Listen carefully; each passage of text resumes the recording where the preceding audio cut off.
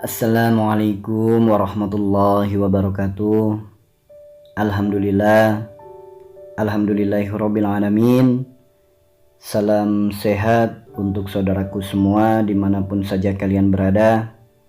Semoga yang saat ini sedang sakit, Allah kuatkan kesabarannya, Allah angkat penyakitnya, Allah berikan kesembuhan, sembuh yang diiringi dengan keimanan dan ketakwaan.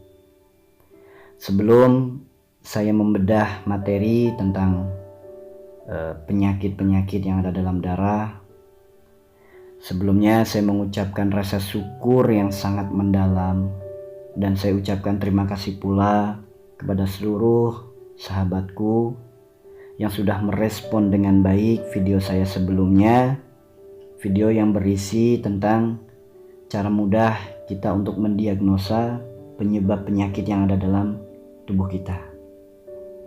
Dengan kita mengenali 4 wilayah dalam tubuh dengan batas leher ke atas, yaitu disebut wilayah dunia, sakit yang dikarenakan karena perkara urusan dunia. Leher ke bawah disebut dengan wilayah akhirat, sebelah kanan yaitu hablum minan nas, dan sebelah kiri yaitu hablum minallah. Alhamdulillah, ada pertanyaan pula dari lewat kolom komentar dari @aulia. Bagaimana jika sakit gula darah atau darah tinggi? Kan di dalam darah, nggak di sebelah kanan atau sebelah kiri. Mohon jawabannya. Alhamdulillah, terima kasih banyak Mbak Aulia, pertanyaan yang sangat baik.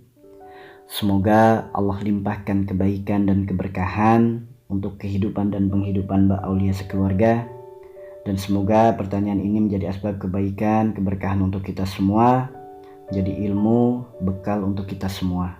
Amin ya Allah, amin ya rabbal alamin. Ya. Mohon disimak dengan sabar. Ya, jadi harus dipahami bahwasanya darah ini disebut sebagai sifat. Darah juga disebut sebagai ruh. Itulah kenapa ketika Allah cabut ruh kita, Allah cabut nyawa manusia, saat itu pula darahnya ikut menghilang. Adapun darah-darah yang masih tersisa, ini adalah darah-darah yang kotor. Kotornya darah ini dikarenakan karena sifat-sifat yang tidak baik, karena dosa-dosa yang kita lakukan selama perjalanan hidup kita. Darah kotor ini ketika dibawa ke alam kubur, darah-darah inilah yang nantinya menjadi bibit-bibit belatung yang menggerogoti jasad kita. Nauzubillah min dzalik. Ya. Lain halnya ketika orang-orang yang senantiasa menjaga hatinya, orang-orang yang senantiasa merasa selalu diawasi oleh Allah, sehingga orang tersebut selalu berhati-hati dengan apapun yang akan ia lakukan. Orang-orang yang senantiasa menebar kebaikan dan memaafkan setiap perbuatan orang-orang yang tidak baik kepada dirinya. Ya. Inilah orang-orang yang soleh, orang-orang yang senantiasa menjaga hubungan baiknya dengan Allah, menjaga hubungan baiknya dengan sesama. Makanya orang-orang soleh ini ketika sudah meninggal, dimakamkan, bahkan puluhan sampai ratusan tahun kemudian makamnya dibongkar, jasadnya itu masih utuh. Bahkan kain kafannya saja masih putih, masih bersih. Ya, inilah orang-orang soleh. Jasadnya saja Allah jaga. Ya. Semoga kita semua dimasukkan ke dalam golongan orang-orang soleh. Ya. Meskipun saat ini kita masih jauh untuk disebut sebagai orang soleh, tapi setidaknya kita mengikuti, kita mencontoh apa yang menjadi kebiasaan-kebiasaan mereka, ya, apa yang menjadi amal-amal mereka. Ya.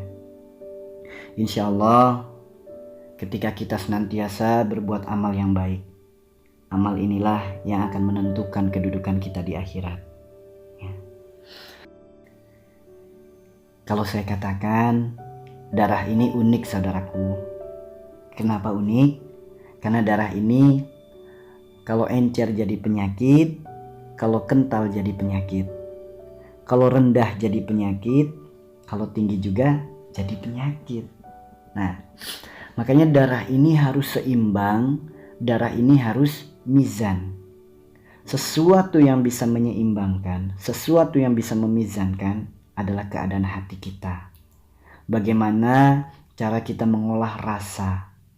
Rasa ketika ada sesuatu yang hadir kepada diri kita. Baik itu sebuah kebahagiaan, sebuah kesedihan, sebuah ujian, sebuah teguran, atau sebuah musibah.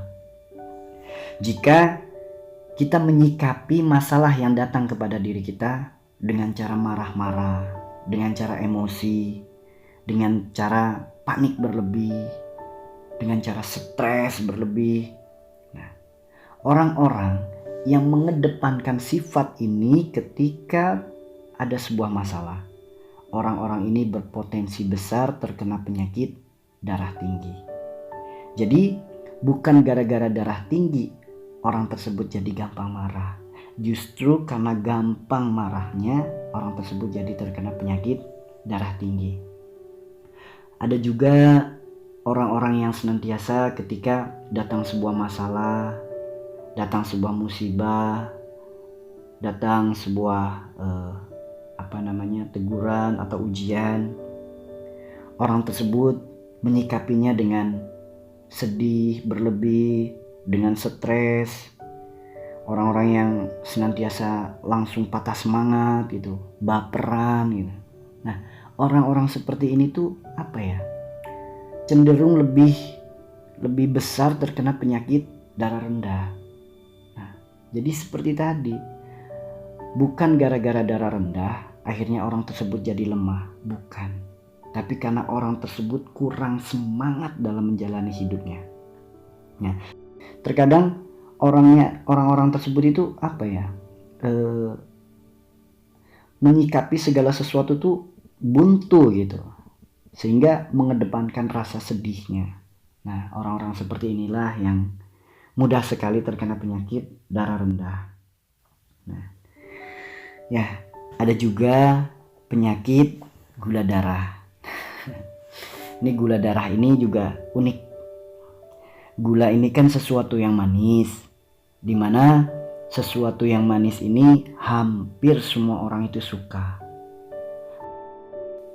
Tapi ada gula yang semua orang suka, tapi kok ini bermasalah.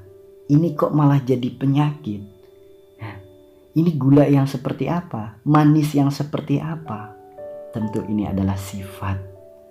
Orang-orang yang senantiasa bertutur kata yang manis, tapi apa yang diucapkan tidak sesuai dengan kenyataan.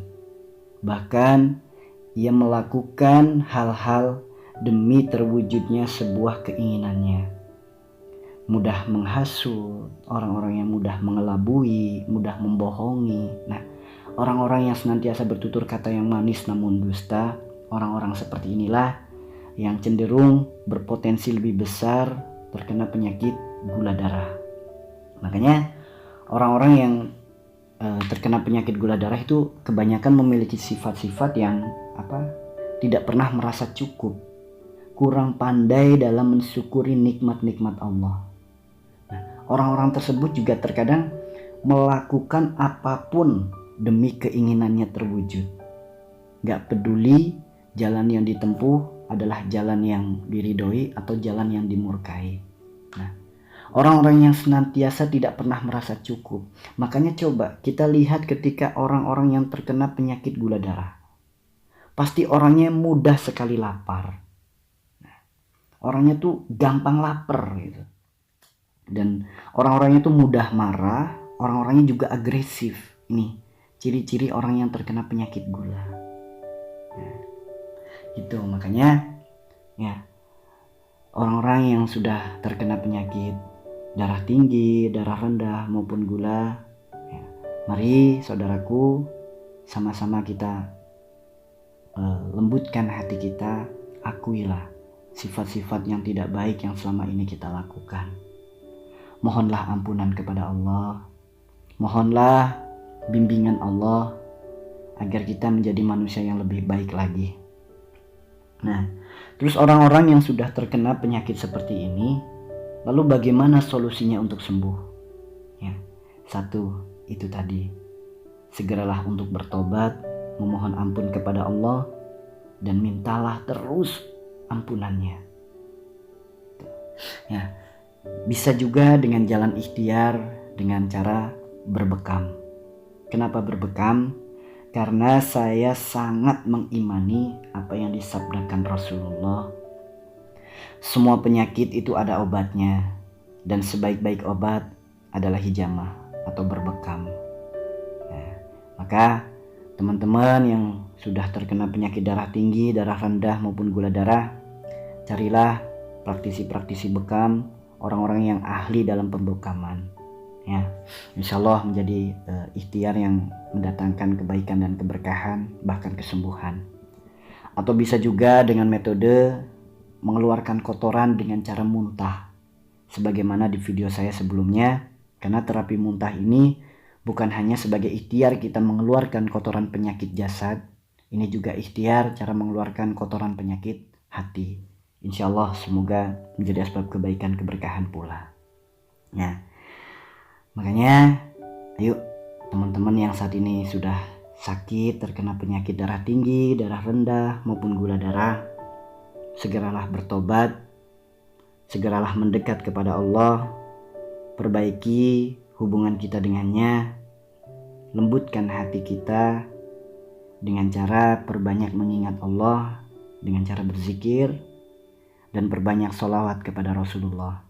Insya Allah sedikit demi sedikit, pelan-pelan, hati kita akan senantiasa lembut.